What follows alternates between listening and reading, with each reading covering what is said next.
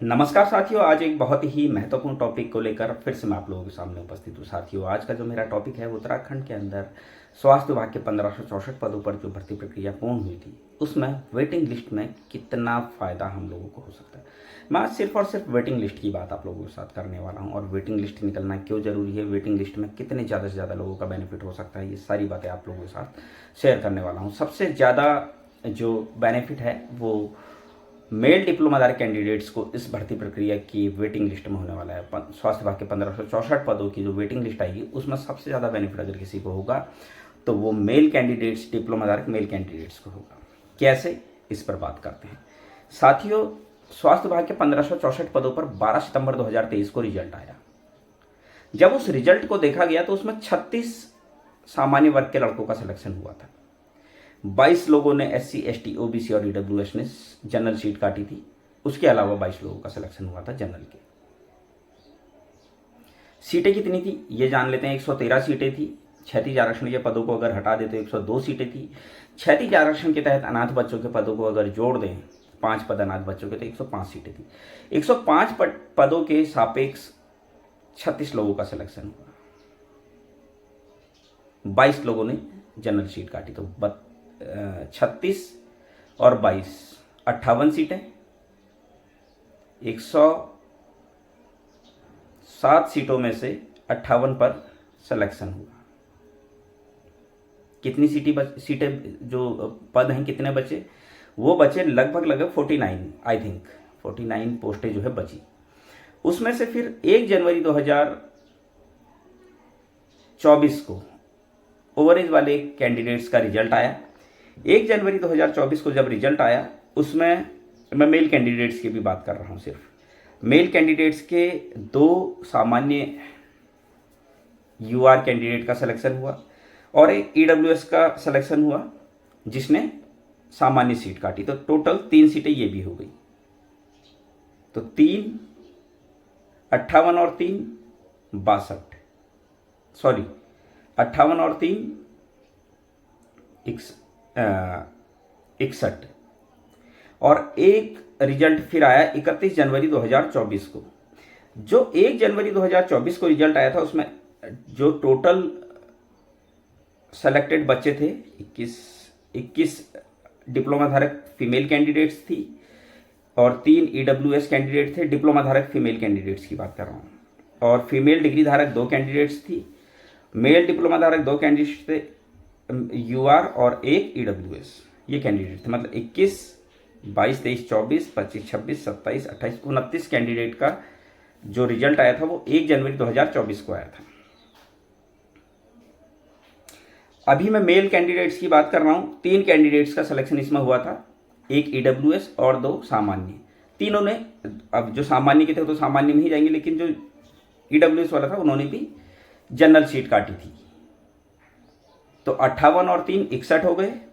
उसके बाद 31 जनवरी 2024 को एक रिजल्ट फिर आता है जो कि 5 लोगों का रिजल्ट था, जिसमें एक फीमेल डिप्लोमा धारक कैंडिडेट्स का रिजल्ट था, डिग्री धारक फीमेल कैंडिडेट्स का रिजल्ट था और मेल डिप्लोमा धारक कैंडिडेट्स का रिजल्ट था।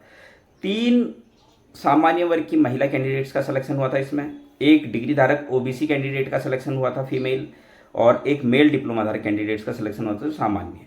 तो 61 और एक यहाँ पर मेल कैंडिडेट, फिर 62, तो 62 सीटें ये हो गई। और सिलेक्शन कितने पर होना था? 107 पर। बाकी सीटें होल्ड है। अब आ जाते हैं हम एक नई चीज पर। ओवरेज वाले मामले में कितने लोग कोर्ट गए थे, ये RTI द्वारा मांगा गया डाटा है। इसमें RTI द्वारा मैंने मांगा था माननीय उच्च न्यायालय द्वारा कितने अभ्यर्थियों को ओवरेज के मामले में परमिशन दी गई की लिस्ट, नाम, पिता का नाम, जन्म तिथि देने का कष्ट करें। तो ओवरेज वाले मामले में कितने लड़के कोर्ट गए थे? देखो, 4 लड़कों का सिलेक्शन हुआ। बाकी कितने लड़के थे जिनका सिलेक्शन नहीं हुआ ये जान लेते हैं। मैं नाम आप लोगों के सामने सबके ले रहा हूँ, आप देखिएगा। ये मेल और फीमेल दोनों कैंडिडेट्स हैं। Anuranjita Sharma, Snehlata, Beena Mandola, Anshu Mishra, Rebecca, Solomon Massey, Radhakant, Sohna Singh, Renuka विल्लर, सलोनी मसीह, सोनी राव, श्री राकेश कुमार बडौनी, प्रियंका पटियाल, बिंदी देवपा, पूरन सिंह, श्री पूरन सिंह, क्रिस्टीना, रीता रावत, चित्रा, गंगा रावत, तरनजीत कौर, तुलिका पंत, मीनाक्षी रावत, पूनम सिंह, हेमलता, श्री सुरेंद्र कुमार, श्री मोहन सिंह, श्री चैतन्य शर्मा, राजपाल, श्री कुलदीप, श्री दीपक भंडारी, पूनम भहीसुरा, श्री मनीष उप्रेती, ममता खड़ायत, अनीता जोशी, कविता नेगी, सरिता रौतेला, जय संतोषी, मीना पंवार, सोनी सिंह, प्रदीप दबोला, सोनी रानी शर्मा, मुकेश कुमार त्यागी, श्री मुकेश कुमार त्यागी मतलब, श्री राधेकांत, उमा मठपाल, श्रीमती उमा मठपाल, शिवानी सेमवाल, लीना बोयड, श्रीमती सुमन सिंह, श्री प्रहलाद राम सिरोही, श्री मनोज कुमार सोनी, श्री सुरेश कुमार प्रजापति, रविंद्र गुज्जर, श्री वरुण शर्मा, नमिता बहादुर, कविता चौधरी, नयंत्रा सिंह, शारदा कुमार, सोना सिंह, सारिका सिंह, श्रीमती कमला जोशी, श्रीमती अंजू मार्टिन, श्रीमती सपना, श्रीमती सोनी राणा, प्रेमा मनकोटी, कविता सिंह, बीना पंत, विशाल डेनिस। ये ओवरेज वाले कैंडिडेट। अब बात करते हैं अदर स्टेट वाले कैंडिडेट की। विजय पुनिया, सुबी सिंह यादव, लक्ष्मण सिंह, अंशु गुप्ता, जितेंद्र सिंह, हरिओम वैरवा, अमित कुमार, उमेश कुमार मित्तल, जितेंद्र सिंह, प्रहलाद राम सिरोही, मनोज कुमार सोनी, सुरेश कुमार प्रजापति, रविंद्र गुज्जर, सुरेश कुमार ज्ञानी, अमृता लकारा, बंसीलाल सैनी, श्री राजेश कुमार, राहुल माथुर, राम नरेश शर्मा, विवेक कुमार त्यागी, नरेश कुमार शर्मा, पूनम यादव, कुलदीप कुमार, श्रीमती शारदा जीनत बानो, दीपक कुमार। साथियों, ये नाम आपने समझे होंगे, सुने होंगे, नोट किए होंगे। लगभग मैं ओवरेज वाले कैंडिडेट की बात करूं, लगभग अच्छा, हम एक चीज़ और मैं आप लोगों के साथ डिस्कस करना चाहूँगा। एक जो है, जब रिजल्ट आया था उसमें पेज नंबर 2 पर आप एक चीज़ देखिएगा। पेज नंबर 2 पर पॉइंट नंबर 6 पढ़िएगा। पॉइंट नंबर 6 में दिया गया है, माननीय उच्च न्यायालय उत्तराखंड नैनीताल में दायर विभिन्न रीट याचिकाओं में पारित अंतरिम आदेशों के अनुपालन में परीक्षा प्रक्रिया में सम्मिलित ऐसे अभ्यर्थी जो मेरिट वर्षवार श्रेणी में स्थान प्राप्त कर रहे हैं का विवरण। माननीय उच्च न्यायालय उत्तराखंड नैनीताल में दायर विभिन्न रीट याचिकाओं में पारित अंतरिम आदेशों के अनुपालन में सम्मिलित अभ्यर्थियों की श्रेष्ठता सूची में स्थान प्राप्त करने वाले कुल 84 पदों पर अंतिम परीक्षा परिणाम सुरक्षित रखा गया है। इनके लिए सीटें सेफ रखी गई थी, सुरक्षित रखा गया है, जिसका विवरण निम्न प्रकार है। अब कैसे कैसे सीटें सुरक्षित रखी गई थी हमें देखना होगा। नर्सिंग अधिकारी महिला डिप्लोमा धारक के 36 पद रखे थे, जिसमें से 34 पद अनारक्षित थे और 2 पद जो है वो आर्थिक रूप से कमजोर के थे। ठीक है। उसके बाद नर्सिंग अधिकारी पुरुष के 44 पद थे जो अनारक्षित थे। अब इसमें से कितने लोगों का अनारक्षित पर सिलेक्शन हुआ?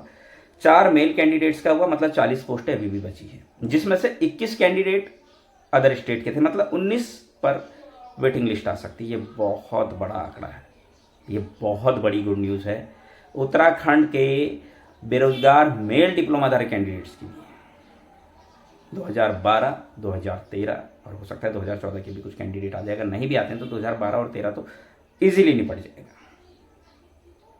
इसी तरीके से महिला डिप्लोमा धारक के टोटल कैंडिडेट जो थे वो 36 थे, जिसमें से 2 EWS थे, बाकी 34 पद जो थे वो अनारक्षित थे। तो 34 में से कितने लोगों का सिलेक्शन हुआ ये भी हमें देखना चाहिए। 34 में से फीमेल जो कैंडिडेट है वो 24 कैंडिडेट का सिलेक्शन हुआ, मतलब 10 सीटें फीमेल कैंडिडेट की भी बची हुई है। ये बहुत बड़ा आंकड़ा है साथियों, बहुत ही बड़ा आंकड़ा है। हमको ये चीज़ें समझनी चाहिए और वेटिंग लिस्ट के लिए हम लोगों को जद्दोजहद करनी चाहिए। मैं सारी बातें जो हैं वो एविडेंस के तौर पर बता रहा हूँ। आरटीआई के द्वारा वो लिस्ट मांगी गई, कितने लोग कोर्ट में हैं और कितने लोगों का सिलेक्शन हुआ, ये सब मैं आपको बता चुका हूँ। कितनी सीटें सुरक्षित रखी गई थी ये भी मैं आपको बता चुका हूँ। 44 सीटें 44 सीटें जो है मेल डिप्लोमाधारी कैंडिडेट्स की सुरक्षित रखी गई, जिसमें से 4 लोगों का सिलेक्शन हो गया, तो 40 सीटें बची, जिसमें से 21 लोग जो है अदर स्टेट वाले हैं। तो कितने बचे? 19 सीटें बची। 19 लोगों का सिलेक्शन वेटिंग लिस्ट के द्वारा भी और हो सकता है। ये बहुत बड़ा आंकड़ा है साथियों। हमें वेटिंग लिस्ट के लिए जद्दोजहद करनी चाहिए। एक बहुत बड़ी गुड न्यूज़ है उत्तराखंड के बेरोजगार नर्सेज के लिए, और मेल के लिए भी फीमेल के लिए भी। हमें ये कोशिश करनी चाहिए कि ज़्यादा से ज़्यादा लोगों का सिलेक्शन हो। कैसे सिलेक्शन होगा इसके लिए हमें बारीकी से चीज़ों को देखना चाहिए। मैं यही कोशिश करता हूँ कि जितने ज़्यादा लोगों को बेनिफिट मिल सके वो मिलना चाहिए। वेटिंग लिस्ट का निकलना बहुत ज़रूरी है। एक बहुत बड़ी संख्या में स्वास्थ्य विभाग में उत्तराखंड के बेरोजगार नर्सेस को मौका मिल सकता है। वेटिंग लिस्ट आने के बाद कुछ ऐसा होगा जो हमने एक्सपेक्ट नहीं किया होगा। अच्छी खासी वेटिंग लिस्ट आएगी, बहुत सारे लोगों का सिलेक्शन होगा और होना भी चाहिए। हमें भी वेटिंग लिस्ट के लिए जद्दोजहद करनी चाहिए कि जल्द से जल्द वेटिंग लिस्ट आए और जल्द से जल्द इन लोगों को जो है ज्वाइनिंग मिले। साथियों, आगे भी मैं इसी तरह की जानकारी आप लोगों के लिए लेकर आता रहूँगा। तब तक के लिए धन्यवाद।